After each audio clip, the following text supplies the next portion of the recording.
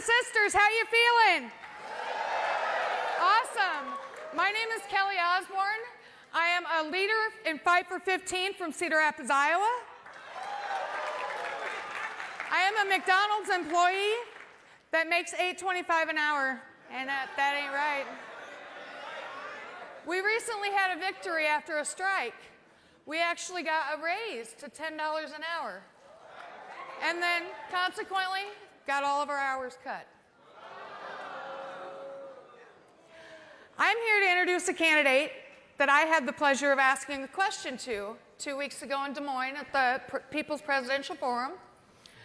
And I asked him what he would do to unionize workers like me. And I was really glad to hear him say that he is going to double unionization for workers like me across America. It's a good start. So I'm very, very proud now to introduce Mayor Pete Buttigieg.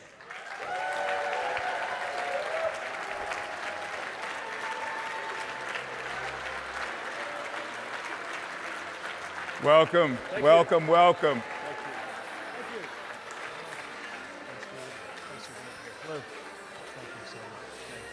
Thank you.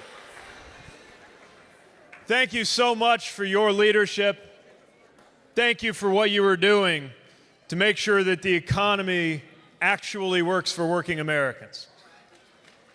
And thank you, Kelly, for standing up not only for yourself, but I got to tell you, she was sharing a little more about her story with me backstage. And I noticed a pattern when I speak to workers like her, especially those trying to make sure that fast food workers have labor and union rights. And it's this. Yeah, we're for that. Yeah. But here's the thing. When I asked more about why she was in this fight, she didn't talk about herself. She didn't talk about things she wanted to have. She talked about her 5-year-old grandson that she is raising with autism. And what I hear again and again from workers is you're not just fighting for yourselves, you're fighting for your families and the people who depend on you, and you deserve a president who will back you up in doing that. I'm running for president because I think our country's running out of time. And I think this is an even bigger crisis than the one that is devouring everybody's attention in Washington right now. Don't get me wrong, I think this president is a national emergency. But I also think that if the economy and our democracy were working the way that they're supposed to, a guy like this would never have come within cheating distance of the Oval Office in the first place.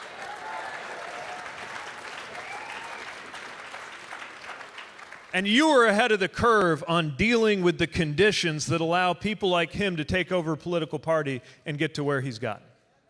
Because we need an economy that actually works for us. Right now, you got the gross domestic product going up, and life expectancy is going down at the same time. That shouldn't even be possible. But it's happening because it has become harder and harder to get by in this country. And sometimes they talk about this like it's some cosmic force, like it's just physics that has dictated this reality where if you start the clock the day I was born, the economy has grown, but most people have not been able to get ahead. And now it is possible more than ever to work full-time and work hard and be good at your job and live in poverty. It is not an accident that that trend began right around the time that unionization started declining.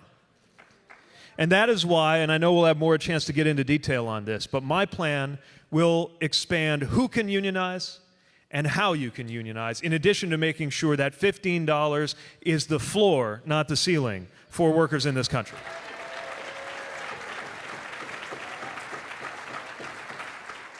How you can unionize, that means things like expanding multi-employer bargaining.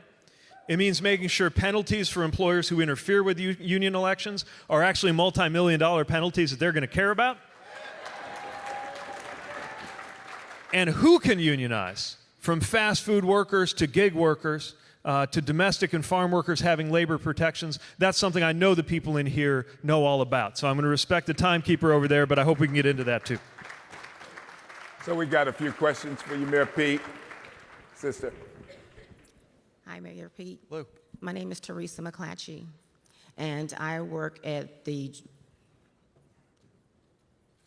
Houston International Airport in Houston.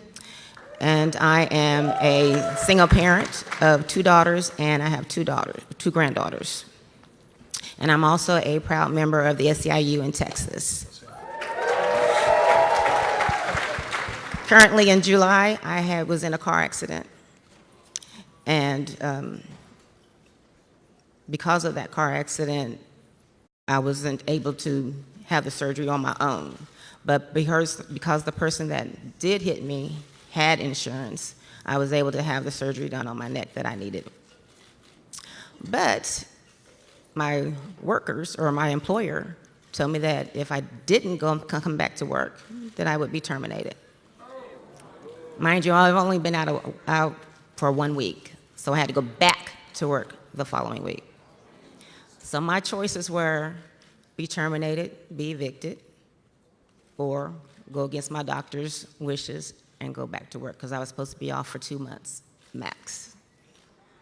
But I had to go back to work. And as hard as I work, I make, over $9 an hour? And some of my coworkers make just over $2 an hour. So how can we really function on those low wages?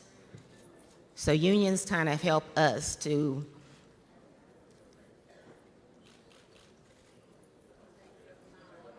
Take your time. come against the injustice that we have at the jobs.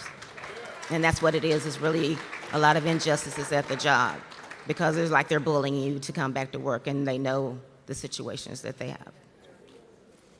But my question to you is, what are you going to do to make sure that the employees or working people can join a union without being retaliated against by the employers?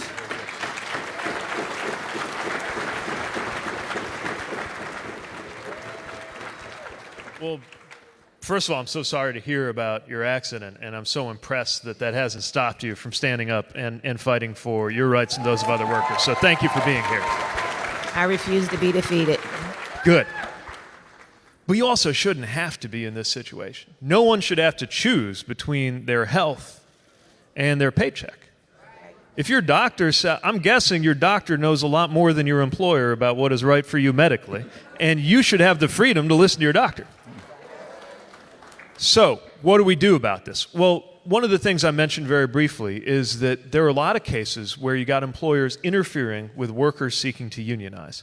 And it might even be illegal, but the penalty for it is so trivial that it doesn't really get the employer's attention. It's why I'm calling for a change to the law that would require that the penalties for an employer that intimidates workers or interferes with a union election or fails to give equal time on company time to people who are speaking for as well as against joining a union, that if they interfere with that, they face multi-million-dollar penalties that'll force them to do something different.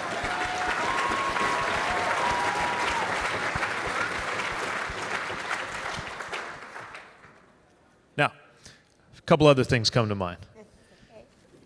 A lot of states make it even harder for workers to stand together with so-called right-to-work laws. We call them right to work for less in Indiana. With federal leadership, we can put an end to right to work and make sure that workers have the opportunity in any state to be able to step up. Second question. Hi, my name is Cynthia Hardiman, and I have been working as a senior care provider specializing in Alzheimer's and dementia care for 40 years. And during this time, working very hard in skilled nursing facilities, the only time that I had a decent pay is when I was a SEIU member back in Detroit, Michigan. About 17 years ago, I was working for a rehabilitation center in Southfield, Michigan. They were bought out by another company. That company laid us off the week before Thanksgiving, never called us back to work, and reopened as a non-union facility. So I went from earning $12.75 as a certified nursing assistant to offers from non-union skilled facilities of $9.25. And during that same time, the governor of Michigan made it very hard for certified nursing assistants to join the union. So I just was frustrated, and I decided to leave Michigan and look for work elsewhere. I moved to Texas and found out very quickly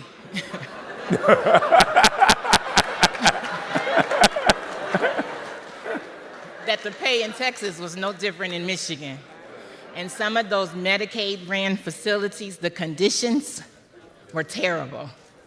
So after 7 months, I packed up again and I left, and I moved to Colorado. The Colorado in-home care pay was a little better than Texas, but it was still what I was earning 30 years ago in Michigan. So I reached out to Local 105 in Denver, and they got me in touch with a lady named Melissa Benjamin, who is also a caregiver and an organizer for Colorado Caregivers United. And I met with Melissa, and I was surprised that this organization could give me the support and some benefits that I did have when I was a union member back in Detroit. I know, as a Black woman, the low rate from state to state to state is not a coincidence. We have not always had unions to support us. In fact, the labor law was intended to exclude domestic workers and farm workers. Race and racism has been the drive of the American economy since the very beginning.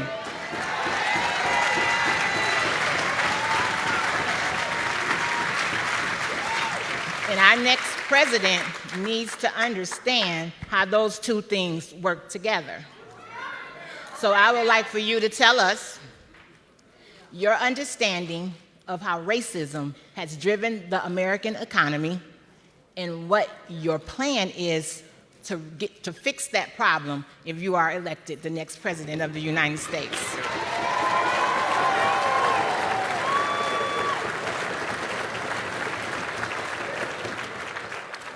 So, the first thing that I think the next president needs to understand is that the racial inequalities that we're living with did not just come about by accident. And they're not going to go away on their own. You take a racist policy and you replace it with a neutral policy, that's not enough because the inequalities were created intentionally. As you pointed out, look, domestic workers, farm workers, service workers in healthcare are often systematically denied the ability to get labor rights and better wages.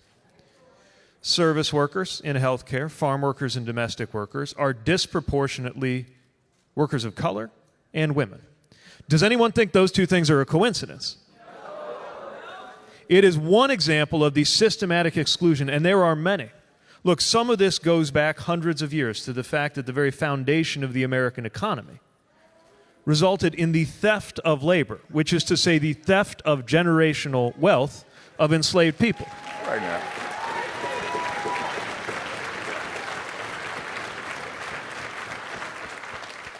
But some of these policies happen within living memory. Within living memory. Federal housing policy segregated neighborhoods, which made it harder to get access to a good school, which made it harder to have a chance at a career. Within living memory, there were exclusions from things like the ability to get into the GI Bill.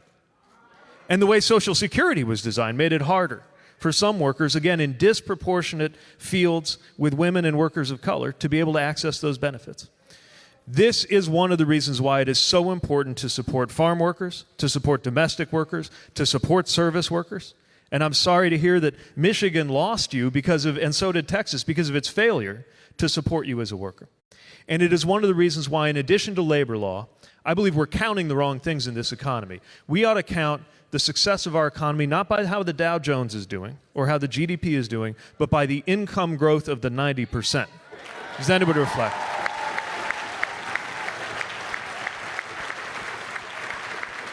Now, let me be really honest. I don't know what it is like to not be trusted when I walk into an ER and talk about how much pain I'm in because of my race, or to have a conversation with my son on what to do if he gets pulled over because of his race, or to know that my resume is less likely to get a call back for a job interview because I have a stereotypically white name versus a stereotypically black name. That's not my lived experience.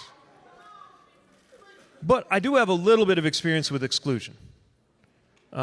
Because my marriage hangs on the grace of a single vote of the United States Supreme Court, I promise that I will never forget that the decisions that are being made in those big white buildings in Washington come into every different part of our lives. And this is a moment where anybody who has been excluded for any reason, who has had any different experience, and they are very different, of exclusion in this country, has to stand up for each other the way the people in this room are standing up for each other, because together we can end discrimination and we can lift one another up.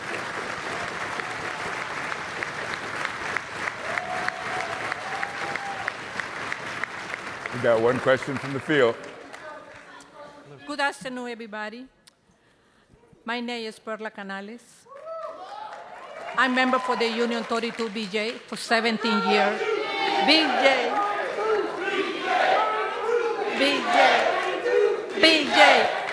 BJ. I'm coming to this country in 1993 when my husband passed away. I have 4 children. I had to make a hard decision for better life for my kids. In 1998, my country, Honduras, destroyed for Hurricane Mitch. I received in 1998 employment authorization, TPS, temporary. This administration, Trump, he's canceled all the people who got TPS like me, almost 400,000 people. He canceled. My life is in the finger for this administration. I want to know what you're doing for my community, for my immigrants. I want to know what you're doing, and you elect the President of the United States and this country for all immigrants.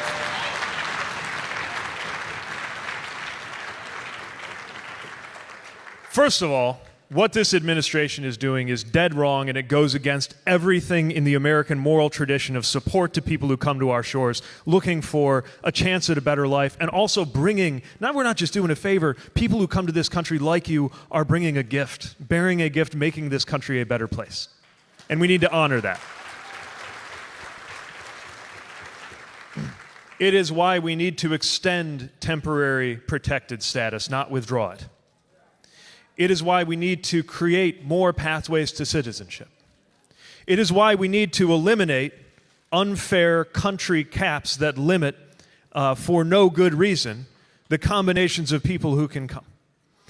And it is why we need to respect the fact that our country can only grow if we honor and support those who have come here.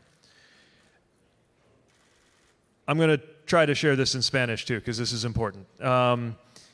My Spanish is not perfect. Pero yo creo que merece el apoyo de su gobierno. Y compartamos esta nación. No importa su estación de ciudadano, que todos los que trabajan aquí, y especialmente los que están aquí por causa de una pesadilla en un otro país, que vienen aquí con esperanza y que trabajan para mejorar su comunidad. Este merece el apoyo del presidente de los Estados Unidos, and I will seek to be the president who supports everyone who comes to this nation seeking to build it up and make it a better place, and supporting their family. Thank you.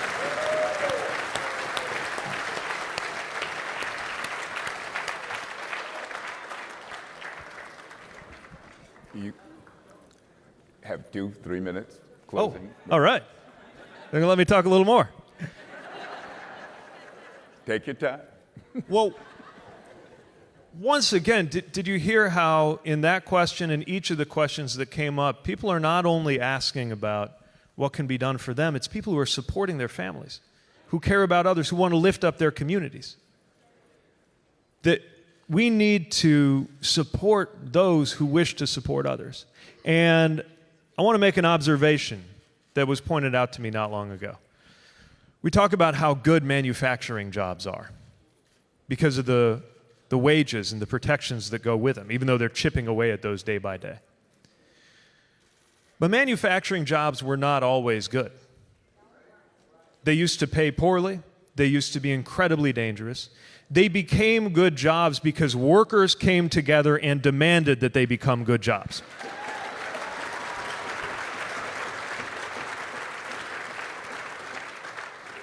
The reason it is so important that you are here and that you are calling presidential candidates to stand before you and explain what we will do to improve unionization and to improve wages and to improve working conditions is that this is about to happen for the union members and future union members who are here. This is about to happen in the industries that you work in, as it happened in manufacturing, if we stand together and make it happen.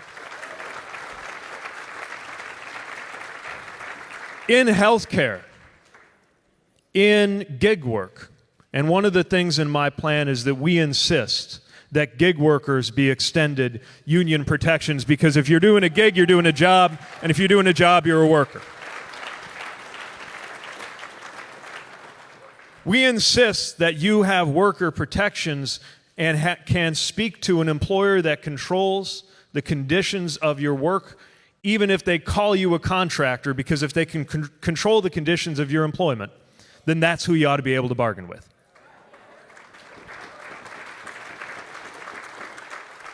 We stand for multi-employer bargaining, because if you're a fast food worker at a McDonald's and you got other fast workers at the Burger King across the street, those are your brothers and sisters, and you will be stronger when the law recognizes your right to stand together and bargain.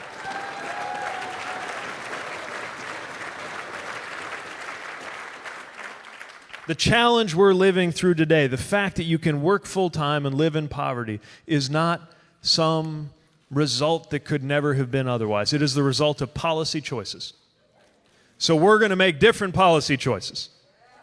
But that means recognizing that personnel is policy. That's why you need a Secretary of Labor who stands with organized labor. Just like we need a Secretary of Education who believes in public education. You need Supreme Court justices and judges who recognize that American freedom includes the freedom to organize, including for public workers. But the good news is all of those personnel decisions are made by the president. But the ultimate personnel decision is made by you, because you get to hire the President of the United States. And what's even better is you get to fire the President of the United States if they let you down. And that's what I'm here to help you do. So I hope to earn your support. I thank you for everything that you're doing. I stand with you, and I am proud to be a friend of organized labor. Thank you for the opportunity to be here today. Thank you.